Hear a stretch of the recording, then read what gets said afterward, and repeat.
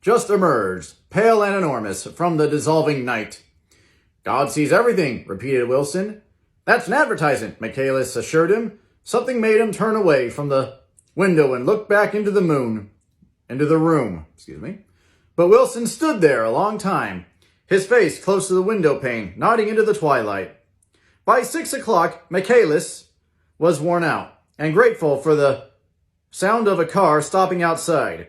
It was one of the watchers of the night before who had promised to come back, so he cooked breakfast for 3, which he and the other man ate together. Wilson was quieter now, and Michaelis went home to sleep.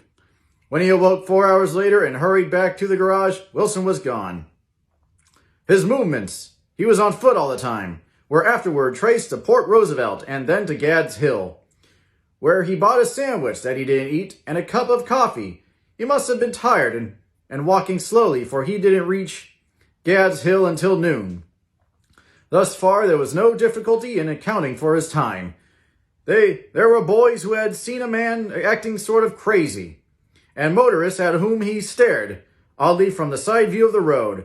Then for 3 hours he disappeared from view.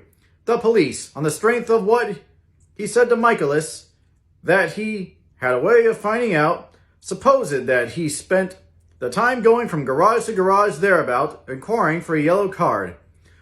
On the other hand, no garage man who had seen him ever came forward, and perhaps he had an easier, surer way of finding out what he wanted to know. By 2:30 he was in West Egg, where he asked someone the way to Gatsby's house, so by that time he knew Gatsby's name.